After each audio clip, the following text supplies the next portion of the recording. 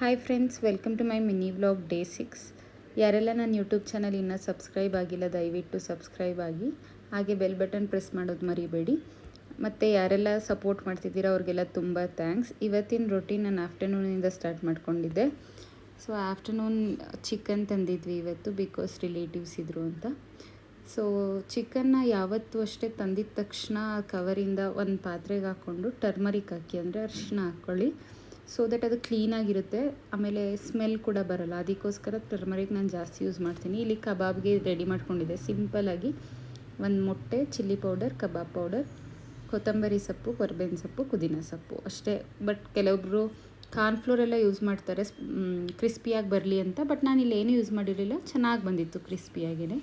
So ಎಲ್ಲನೂ ಹಾಕ್ಕೊಂಡು mix ಮಾಡಿಕೊಂಡೆ. ಸ್ವಲ್ಪ ಉಪ್ಪು ಬೇಕು ಅನ್ನೋರು ಉಪ್ಪು ಹಾಕ್ಕೊಳ್ಳಿ, ಇಲ್ಲ ಅಂತ ಅಂದರೆ ಕಬಾಬ್ ಪೌಡ್ರಲ್ಲೇ ಇರುತ್ತೆ. ನಾವು ಉಪ್ಪು ಕಮ್ಮಿ ತಿಂತೀವಿ ಅನ್ನೋರು ಏನೂ ಉಪ್ಪೇನೂ ಆ್ಯಡ್ ಮಾಡ್ಕೊಬೇಡಿ. ಚೆನ್ನಾಗಿ ಮಿಕ್ಸ್ ಮಾಡಿಕೊಂಡು ಒಂದು 20 ಮಿನಿಟ್ಸ್ ಫ್ರಿಜ್ಜಲ್ಲಿ ಇಟ್ಬಿಡ್ಬೇಕು. ರೆಫ್ರಿಜಿರೇಟ್ರಲ್ಲಿ ಇಟ್ಟರೆ ತುಂಬ ಚೆನ್ನಾಗಿ ಬರುತ್ತೆ ಕಬಾಬು. ಸೊ ಇದು ಆಫ್ಟರ್ನೂನ್ದು ಲಂಚು.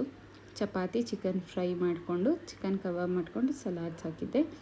ಸೊ ಈವ್ನಿಂಗ್ ಸ್ವಲ್ಪ ಔಟ್ಸೈಡ್ ಹೋಗೋಕ್ಕಿತ್ತು, ರೆಡಿಯಾಗಿ ಔಟ್ಸೈಡ್ ಹೋದೆ. ಮನೆಗೆ ಬರೋ ಅಷ್ಟೊತ್ತಿಗೆ 8:30 ಆಗೋಯಿತು. ಲೈಟಾಗಿ ಡಿನ್ನರ್ ತೊಗೊಂಡು ಡೇ ಎಂಡ್ ಮಾಡಿದೆ. Thanks for watching.